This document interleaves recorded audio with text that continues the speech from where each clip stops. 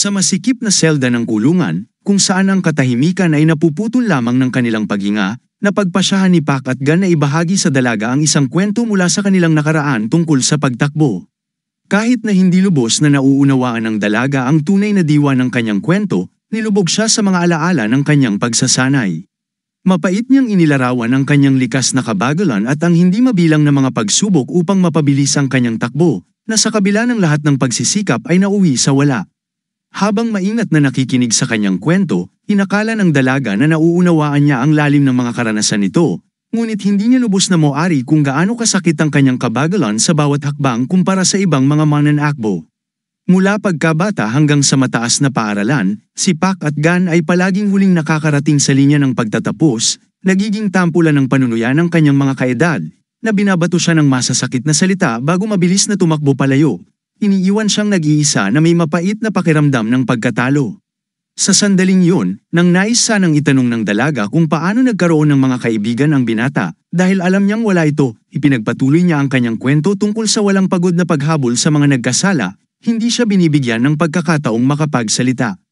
Sa kanilang inosenteng kumpiyansa, inakala ng mga nagkasala na hindi sila maabyutan ng mabagal na Pac at Gun, ngunit dahil sa kanyang tiyaga, nahuli niya ang bawat isa sa kanila. Pinapalitan ng kanilang panunuya ng mapait na leksyon ng hustisya. Tahimik na nakikinig ang dalaga habang isiniwalat ni Pac at Gun ang lihim ng kanilang tagumpay. Nagpatuloy siya sa pagtakbo kahit parang sisabog na ang kanyang puso at ang bawat paghingay may hatid na matinding sakit sa kanyang dibdib. Mahigpit niyang niyakap ang dalaga sa dapit hapon ng selda ng kulungan at nangako na kahit sa ganitong desperadong sitwasyon, lalaban siya hanggang wakas nang hindi sumusuko sa mga pangyayari. Tinitingnan ng determinadong mukha ng binata, bahagyang ngumiti ang dalaga, na pagtatanto na sa kabila ng lahat ng pagdududa ng iba, taglay ni Pac at Gun ang hindi matatawarang lakas ng loob at kahinahunan ng karakter, sa kabila ng kanyang pisikal na kahinaan na batid ng dalaga. Mariing ipinahayag ni Pac at Gun ang kanyang hanggaring labanan ang mga mamamatay tao hanggang sa kanyang huling hininga. Ang kanyang hindi matinag na determinasyon ay nagbigay ng pag-asa at saya sa puso ng dalaga. Sa huling sandali ng buhay ng dalaga, habang mahigpit niyang hawak ang malamig na kamay nito, solemneng nangako ang bayani na kahit siya'y mahuli ng kanyang mga kaaway, tiyak siyang tatakas, aalagaan ang kanyang kalusugan, at susundin ang lahat ng kanyang mga medikal na rekomendasyon, dala-dala ang alaala ng kanyang pag-aalaga sa puso. Sa mabigat na puso, bamulong ang bayani ng huling hiling ng kapayapaan para sa kanyang kaluluwa at dahan-daang isinara ang malakristal na mga mata ng dalaga, habang iniuukit sa kanyang alaala ang payapang mukha nito. Biglang nabasag ang katahimikan ng malakas na ingay mula sa hatch na sinisira at ang galit na sigawan ng mga sundalo ng imburnal na umaalingaw sa tunnel. Malinaw na ipinahihiwatig na natuklasan na ng mga kalaban ang kanilang kinaroroonan at nalaman na ang isa sa mga pag-anti ay sugatan. Nagmamadaling kumilos, ngunit may malalim na respeto, maingat na inilapag ng bayani ang malamig na katawan ng dalaga sa malamig na sahig ng piitan. Maingat niya itong tinakpan upang hindi makita ng iba. Pinipigil ang luha at mahigpit na nakakuyom ang kanyang mga kamao dahil sa kawalan ng magawa. Gumawa siya ng isa pang banal na pangako na babalikan niya ang katawan ng dalaga upang mabigyan ito ng maayos na libing alinsunod sa lahat ng tradisyon. Pinagtagumpayan ang pisikal na sakit at mental na paghihirap, mabilis siyang tumakbo sa madilim na mga koridor, naririnig ang papalapit na sigawan ng mga naghahabol sa kanya. Hindi siya sumuko dahil hindi lamang kagustuhang mabuhay ang nagtutulak sa kanya, kundi pati na rin ang pangako. Ang salaysay ay biglang bumalik sa pinagmulan ng kwento kung saan ang pangunahing tauhan ay nakipaglaban sa masalimuot at masakit na laban sa kanser, bawat araw nito ay naging pagsubok ng kanyang katatagan at kagustuhang mabuhay. Nang ang bayani, na labis nang napagod sa sakit, ay handa nang tanggapin ang matagal nang hinihintay na kapayapaan, binigyan siya ng tadhana ng isang hindi inaasahang pagbabago. Sa halip na isang karapat-dapat na pahinga, siya ay muling isinilang sa sinaunang pamilya ng Miriam, na dati niya lamang nababasa sa mga kasaysayan. Nakakapagtaka, itinakda siya ng tadhana bilang bahagi ng isa sa 7 pinakadakilang angkan, ang maalamat na angkan ng Pike na itinatag ng sagradong espada ng immortalidad mismo, isang walang kapantay na mandirigma noong kanyang panahon. Gayunpaman, ang bagong buhay ay nagdala ng isang seryosong pagsubok. Ang kanyang muling isinilang na katawan ay dumaranas ng malubhang karamdaman, pagbara ng mga key channels, na naging imposible para sa kanya na maipan ng mahalagang enerhiya na kinakailangan para sa pag-unlad sa sining ng pakikipaglaban. Ang ganitong sakit ay naging isang parusang kamatayan para sa isang kinatawan ng pangunahing sanga ng isang mandirigmang angkan kung saan ang lakas at kakayahan ang nagtatakda ng lugar ng isang tao sa lipunan. Sa edad na 20, napilitan siyang lisanin ang kanyang pamilya at magpunta sa isang liblib na lugar kung saan maghihintay siya ng mag-isa para sa hindi may iwasang wakas. Sa kanyang voluntaryong pag-iisa, ang tanging sinag ng liwanag ay ang kanyang tapat na kaibigan. Salamat sa kung saan ang isang tahimik at maayos na buhay ay hindi na tila masyadong mabigat, nagbibigay ng mga sulyap ng kaligayahan sa isang tila nakatakdang buhay. Ngunit nagpa siya ang tadhana ng kakaiba. Isang araw, halos abutan siya ng kamatayan, biglang binago ang karaniwang daloy ng buhay. Isang nakamamatay na pagkakataon ang nagdala sa kanya sa mga madilim na lagusan ng lupa na naging simula ng mga bagong pagsubok. Habang gumagapang sa isang labyrinth ng mga daanan sa ilalim ng lupa, aksidente niyang natagpuan ang isang sinaunang kalawangin na espada na maaaring maging kanyang tanging pagkakataon para sa kaligtasan. Maingat na sinuri ang talim na natatakpan ng kalawang, napagtanto ng binata na kahit malalambot na gulay ay mahirap hiwain gamit ang mapulol na bakal na ito, lalo pa sa isang seryosong laban. Sa kabila ng kaawa-awang estado ng sandata, ang likas na pakiramdam ng kaligtasan ang nagtulak sa kanya upang hawakan ang espada. Dahil kahit na ang ganoong di perpektong sandata ay maaaring magbigay ng isang mumunting pagkakataon para sa kaligtasan. Sa tensyonadong sandaling yun, inabutan siya ng kanyang mga humahabol na nagsimulang latin siya ng may paghamak dahil sa kanyang hindi karapat-dapat na asal. Sinabi ng mga mananalakay, nang may lantad na paghamak, na hindi nararapat para sa anak ng isang marangal na angkan ang tumakbo na parang isang hinahabol na daga, isang mantsa sa dangal ng kanyang pamilya.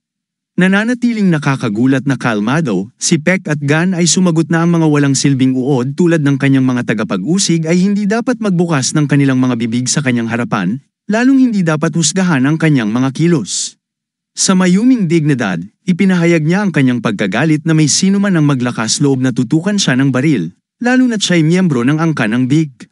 Mapagbigay niyang inalok ang kanyang tagapag-usig ng pagkakataon para sa kapatawaran kung magpapakilala ito at magmamakaawa ng patawad sa kanyang paanan. Ang kapalaluan at kumpiyansa ng ganoong payat na kabataan ay nagdulot lamang ng pagkagulat sa mga kalalakihan, ngunit ang isa sa kanila ay nagpasya pa ring pagbigyan ang kanyang kuryosidad. Hinubad nito ang kanyang maskara at ipinakilala ang sarili bilang si Chupuraw Dennis. Sinubukang alamin ni Dennis ang tunay na layunin ng paghabol, na kung saan ay tumanggap siya ng malamig at tahasang sagot na dalhin ang ulo ni Peck at Gan sa kanyang Panginoon. Pinipilit ang kanyang natitirang lakas at mahigpit na hinawakan ang kalawangin niyang espada, nagbanta si Peck at Gan na puputulan ng dila ng bastos na ahas para sa ganoong mga salita. Ang tugon na ito ay nagdulot lamang ng nakakalokong halakhak mula sa kalaban. Sa mapanghamak na kagandahang loob, sinabi ng lalaki na nakakagulat ang tapang ni Peck at Gan, na hindi tumutugma sa mga bali-balitang umiikot tungkol sa kanya, at mapagbigay siyang binigyan ng pagkakataong maunang umatake. Sa kabila ng kanyang panlabas na tapang, lihim na nanginginig si Peck at Gan sa pagkakilala sa kanyang kahinaan, iniisip kung kaya niyang lumaban sa isang bihasang mandirigma. Ang biglang paglitaw ng isang multo sa kanyang tabi at ang komentaryo nito tungkol sa maling hawak ng espada ay lubos na ikinagulat ng binata, na nagbigay ng bagong twist sa mapanganib na sitwasyong ito. Sa kabila ng lahat ng pagtatangka na manatiling mahinahon, mortal na natakot si Peck at Gan sa hitsura ng multo, bagaman pilit niyang itinago ito. Sa lantad na pagkadismaya, ipinahayag ng matandang multo ang kanyang pagkagulat sa kung gaano kaina at kawalang silbi ang kanyang inapo, malinaw na inaasahan niyang makakita ng mas karapat-dapat na tagapagmana. Pinanood ni Chupuraw ng may lantad na pagkagulat ang kakaibang kilos ni Peck at Gan, sinusubukang maunawaan ang dahilan ng kanyang di maipaliwanag na mga kilos at reaksyon. Nang may pagkalito, napagtanto ni Peck at Gan na ang matandang multo, na malinaw na nakikita niya, ay nananatiling ganap na di nakikita ng kanyang mga kalaban. Sa mapanghamak ng ngiti, iminungkahi ni Chupuraw na ang paralisis ng takot ay lubos na nagdilim sa isip ni Peck at Gan, na ginagawang isang kahabag-habag na anyo ng isang mandirigma. Naiinis sa bastos na asal ng kanyang biktima, napagpasyahan ni Chupuraw na labis niyang napahalagahan ang kakayahan ng kanyang kalaban at nagpas siyang tapusin agad ang nakakainip na labanan. Sa kabila ng panlabas na kahinaan ni Peck at Gan, ang kanyang kalaban ay naglabas ng makapangyarihang enerhiyang chi, na nagdulot sa kanya na mas maging delikado kaysa sa inaasahan. Napagtanto ang hindi may iwasang laban, matatag na nagpasya si Peck at Gan na lumaban hanggang sa kanyang huling hininga upang harapin ang kamatayan ng may dangal. At hindi mapapahiya ang alaala ni SOA. Habang pinagmamasdan ng matandang multo ang malalabong galaw ng binata, labis niyang napagtanto ang kawalan nito ng kahit na pinakapayak na kasanayan sa espada, na makikita sa kanyang maling at hindi matatag na tindig sa laban. Bilang tugon sa pagkalito ng matanda, ipinaliwanag ni Peck at Gan ang kanilang kakulangan sa kahandaan dahil sa pagkabara ng kanilang chi channels. Sa kalmadong tinig, ipinahayag ng Sacred Blade of Immortality na ang kanilang pagkikita ay itinadhana ng kapalaran at nag-alok na akuin ang laban. Sa sandaling ipahayag ng Maltong Mandirigma ang kanyang intensyong pansamantalang hiramin ang katawan ni Peck at Gan, naramdaman ng binata ang unti-unting pagkawala ng kontrol sa kanyang sariling mga galaw. Nang lumapit ang kaaway sa distansya ng isang nakamamatay na hampas, buong tiwala nitong inutusan si Peck at Gan na itigil ang kanyang walang kabuluhang mga galaw at tanggapin ang kanilang kapalaran. Lubos ang pagkagulat ng lahat nang mapigilan ni Peck at Gan ang tila hindi maiiwasang pag-atake ng kalaban nang may di kapani-pani walang galing. Sa matayog na kalmado, inangkin ng espiritong nananahan sa katawan ni Peck at Gan ang kontrol at ipinaalala sa mapangahas na mamamatay tao ang pagkakamali ng pagtutok ng armas sa isang miyembro ng angkan ng Peck. Sa isang tinig na puno ng sinaunang kapangyarihan, idineklara niyang kailangang magbayad ang kalaban gamit ang kanyang buhay para sa pribilehiyo ng masilayan ang maalamat na ikapitong anyo ng Blade of Heaven and Earth.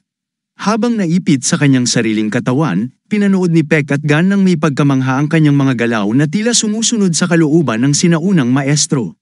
Sa kanyang puso, naunawaan ng binata ang kontradiksyon. Ayon sa kasaysayan, mayroon lamang 6 na anyo ng Blade of Heaven and Earth, dahil ang huling 3 anyo ay nawala na ng tuluyan. Sa lubos na paghanga, pinanood ni Peck at Gan habang ang kanyang espada, na ginagabayan ng sinaunang pamamaraan, ay walang awang winasak ang kanyang mga kalaban gamit ang teknik na tinatawag na one-handed moon plunder. Sa sandaling yun, napagtanto niya ang katotohanan, ang Maltong matanda ay walang iba kundi ang maalamat na Sacred Blade of Immortality, ang pinakadakilang martial artist ng kanyang panahon.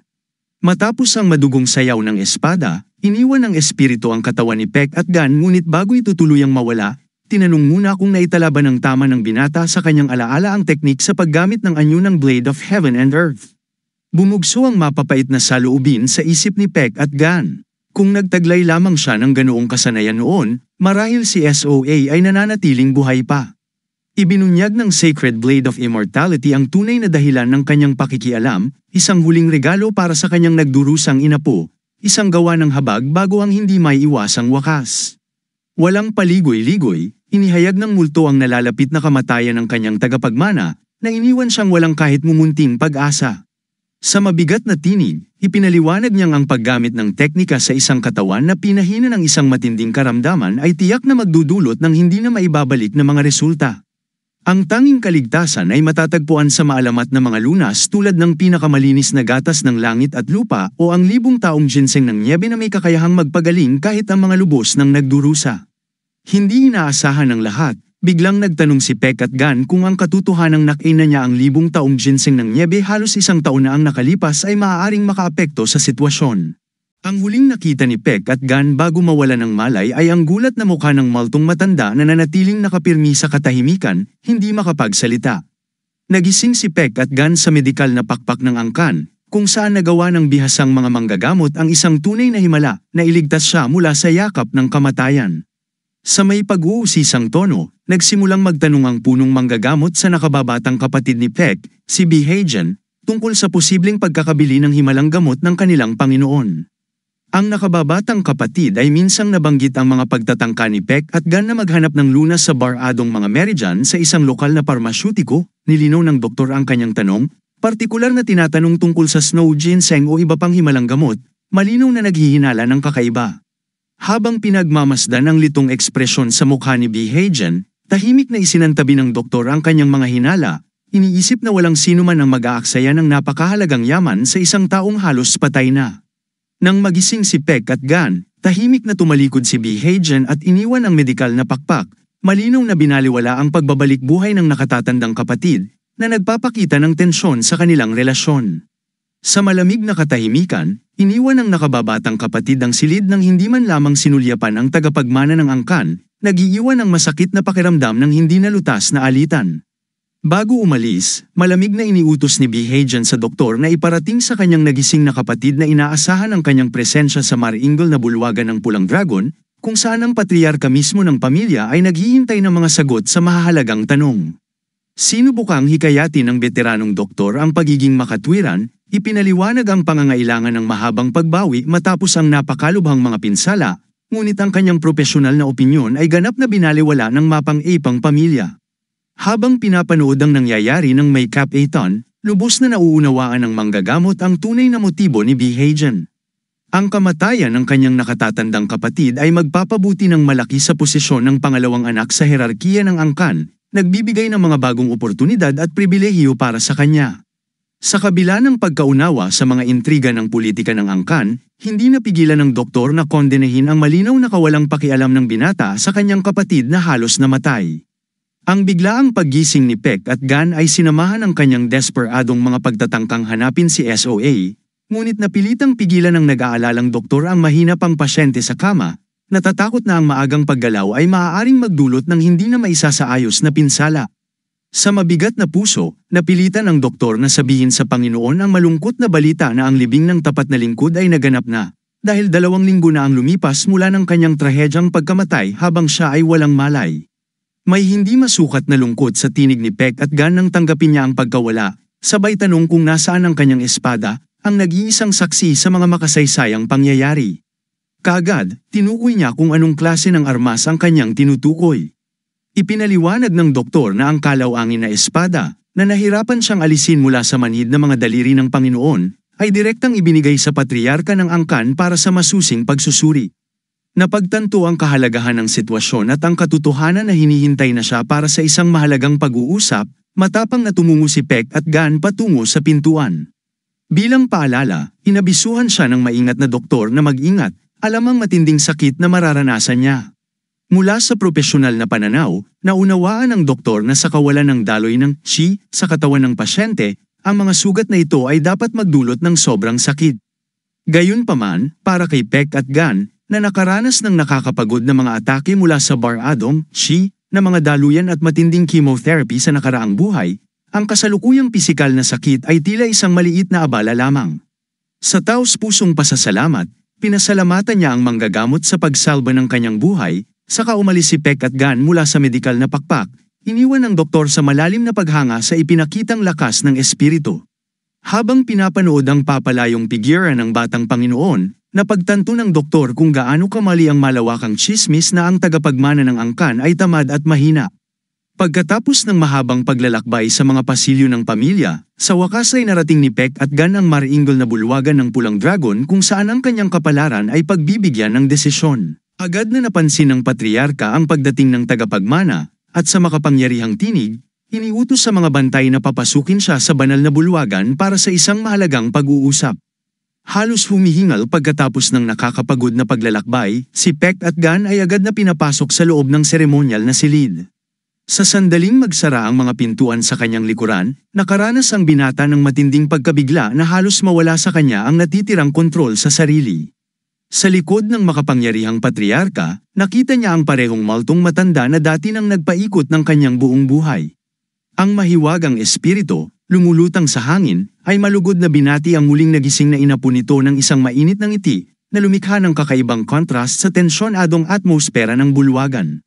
Ang kasaysayan ng angkan ng Bik ay kumuha ng trahedyang liko 200 taon na ang nakaraan, nang ang pagtatapos ng dakilang panahon ng sagradong talam ng immortalidad ay nagsimula ng hindi mapigil ang pagbagsak ng kapangyarihan ng minsang dakilang pamilya. Sa panahon na ang maalamat na angkan ng Bik ay nasa bingit ng ganap na pagkalipol, ang paglitaw ng patriarka na si Bik Rusan, na may natatanging kakayahan sa pakikipaglaban na nagbigay sa kanya ng bansag na walang awa, bakal na dugo, ay nagbigay ng bagong pag-asa sa naghihingalong angkan. Habang pinapanood ang maltong matanda na walang awang umiikot sa paligid ng kanyang ama, ang tanyag na patriarka ng angkan, lubos na nagulat si Peck at Gan sa ganitong kawalang galang na pagtrato sa pinuno ng pamilya. Patuloy ang espiritu sa kakaibang paglipad nito sa paligid ng patriarka, nagkokomento ng may masiglang interes sa hindi masayang ekspresyon ng kanyang mukha at hinahangaan ang magaling na dekorasyon ng interior ng seremonyal na bulwagan. Isang biglaang takot ang pumalit sa mukha ni Peck at Gan nang makita niyang walang awang inabot ng multong matanda ang makapal na balbas ng patriarka, malinaw na balak itong hawakan. Sa malaking ginhawa ng binata, ang di-material na kamay ng espiritu ay dumaan lamang sa katawan ng patriarka, nang hindi nagdudulot ng kahit na anong abala, na nagpaalala sa kanya ng di nahihipo na kalikasan ng multo. Napagtanto ang kanyang biglaang gulat, tahimik na pinagsabihan ni Peck at Gan ang sarili sa pagkalimot niya. Kahit sandali, sa di-material na kalikasan ng mga espiritu na hindi kayang makipag-ugnayan sa pisikal na mundo.